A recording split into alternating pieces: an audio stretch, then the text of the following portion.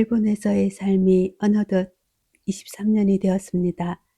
숫자로 보면 긴 시간이지만 돌아보면 어느 순간들이 모여 지금의 시간이 된 것 같아요. 처음 이곳에 왔을 때 나는 참 외로웠죠. 낯선 언어, 익숙하지 않은 거리, 어디에 있어도 내 자리가 아닌 것 같은 느낌. 사람들 사이에 서 있어도 나는 늘 조금 떨어져 있는 사람이었어요. 말이 통하지 않는 것보다 마음을 나눌 사람이 없다는 것이 더 힘들었어요. 하루를 보내고 돌아오는 길 누군가에게 오늘 이런 일이 있었어 라고 말할 수 없다는 것, 그것이 생각보다 깊게 사람을 외롭게 만든다는 것을 그때 처음 알았습니다. 특히 아이를 안고 서 있던 시간들은 그 하루의 무게를 더 또렷하게 느끼게 했습니다. 작은 아이의 체온과 내 마음의 불안이 함께 전해지던 시간, 왜 그렇게도 길게 느껴졌는지 모릅니다. 그런데 그 시간 속에서 나는 생각지도 못한 따뜻함을 만났습니다. 말이 많지 않아도, 설명이 필요하지 않아도 사람은 마음으로 다가올 수 있다는 것을 그때 처음 알게 되었습니다. 그리고 그 기억들이 지금까지 나를 살게 해 주었습니다. 아이를 업고 버스를 탔던 날이었죠. 아이의 몸은 작았지만 그날따라 유난히 무겁게 느껴졌습니다. 아이는 이유도 모른 채 울고 있었고 나는 울음을 어떻게 달래야 할지 알지 못한 채 그저 등을 토닥이고 있었어요. 버스 안의 공기는 조용했지만 내 마음은 점점 더 조급해지기 시작했습니다. 혹시 다른 사람들에게 불편을 주고 있는 건 아닐까? 그 생각이 나를 더 작게 만들었어요. 그때 앞자리에 앉아 계신 할머니가 천천히 나를 바라보셨어요. 그 시선에도 불편함도 짜증도 없었습니다. 오히려 무언가를 이해하고 있다는 조용한 눈빛이었죠. 그리고 작은 초콜릿 하나를 내 아이에게 건네주셨어요.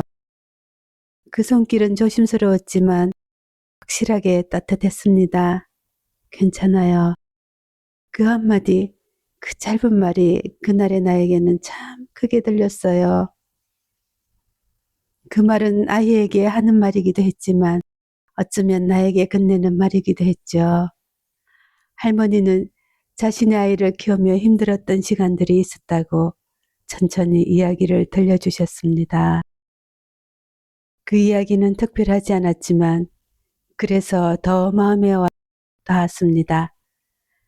나는 그 말을 들으며 처음으로 이 낯선 나라에서 혼자가 아니라는 느낌을 받았죠. 누군가는 이미 이 길을 걸어왔고 그 기억을 조용히 나눠주고 있다는 것.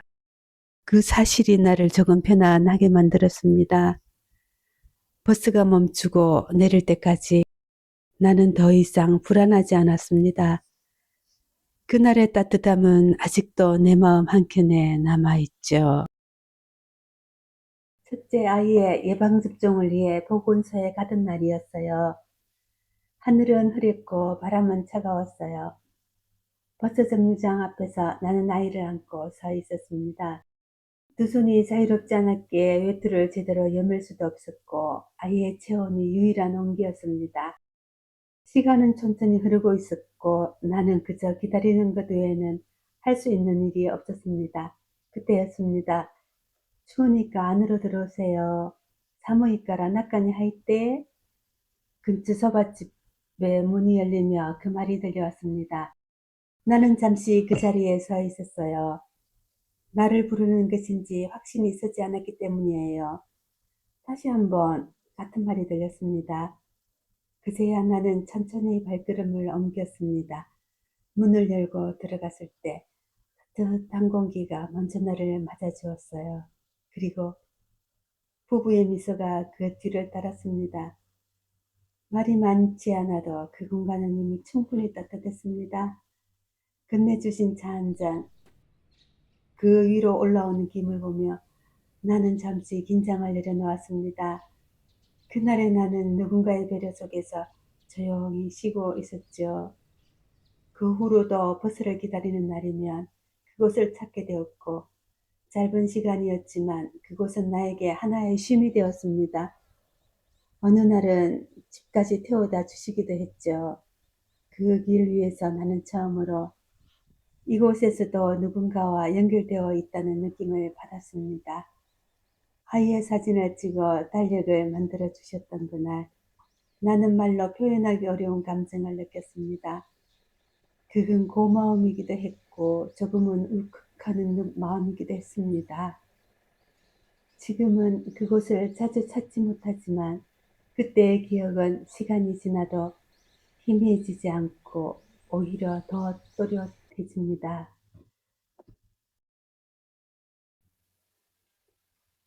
첫 아이를 낳던 날, 그날의 공기는 지금도 기억에 남아 있습니다. 아침 일찍 병원에 들어갔을 때 나는 이미 긴장하고 있었죠. 앞으로 어떤 일이 기다리고 있을지 알 수 없었기 때문입니다. 시간은 생각보다 천천히 흘렀습니다. 진통은 점점 강해졌고 나는 내 몸이 아닌 것 같은 감각 속에서 그 시간을 지나고 있었어요. 몇 번이나 그만두고 싶다는 생각이 스쳤습니다. 이 고통의 끝이 정말 있는 것인지 확신할 수 없었습니다. 그때마다 곁에 있던 사람들의 차분한 목소리가 나를 다시 붙잡아 주었죠. 급하지 않게, 그러나 분명하게 그들은 나를 지켜주고 있었어요. 자연분만을 시도하면서도 모든 가능성을 열어두고 준비하고 있던 모습, 그 책임감이 말보다 더 크게 전해졌습니다. 그리고 긴 시간이 지나 작은 울음소리가 조용히 울려 퍼졌습니다. 그 소리는 내가 지금까지 들어온 어떤 소리보다 선명하게 느껴졌어요. 그 순간 나는 비로소 숨을 내쉴 수 있었습니다. 그날 나는 아이를 만났고 동시에 사람들에게 기대어도 된다는 것을 배웠습니다. 큰아이가 유치원에 다니던 시절 나는 비자를 갱신하기 위해 출입국 관리소를 찾았습니다. 그곳은 언제 가도 편안한 곳은 아니었죠. 조용히 서류를 내고 차례를 기다리는 동안 나는 늘 조금 긴장하고 있었어요. 혹시라도 문제가 생기지 않을까. 그 생각이 마음을 무겁게 만들었습니다. 그날도 마찬가지였죠. 그런데 직원 한 분이 나를 부르더니 조용히 말을 건넸습니다. 영주권 신청을 해보시는 건 어때요? 그 말은 예상하지 못했던 제안이었습니다. 나는 잠시 무슨 뜻인지 생각해야 했었죠. 그분은 절차 하나씩 설명해 주셨고 복잡할 수 있는 과정을 차분하게 안내해 주셨습니다. 그 태도 속에는 일을 처리하는 사람의 모습이 아니라 누군가의 삶을 조금 더 안정되게 해주려는 마음이 담겨 있었어요. 그날 이후 나는 처음으로 이곳에서의 삶을 조금 더 길게 생각하게 되었습니다. 그리고 이곳이 낯선 곳이 아니라 살아갈 수 있는 곳이라는 느낌이 조용히 자리 잡기 시작했습니다. 지금 돌아보면 나는 혼자서 여기까지 온 것이 아니었죠. 수많은 순간 속에서 누군가는 조용히 손을 내밀어 주었고 나는 그 손을 잡으며 조금씩 앞으로 나아왔습니다. 그 손길들은 크지 않았지만 내 인생을 지탱해 주기에는 충분했죠. 그래서 나는 믿어요.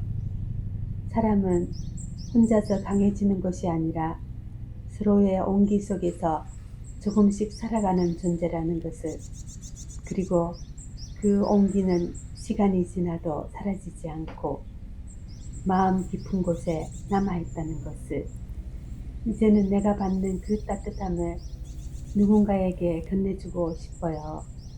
그것이 지금의 내가 할 수 있는 가장 자연스러운 일이라고 생각합니다.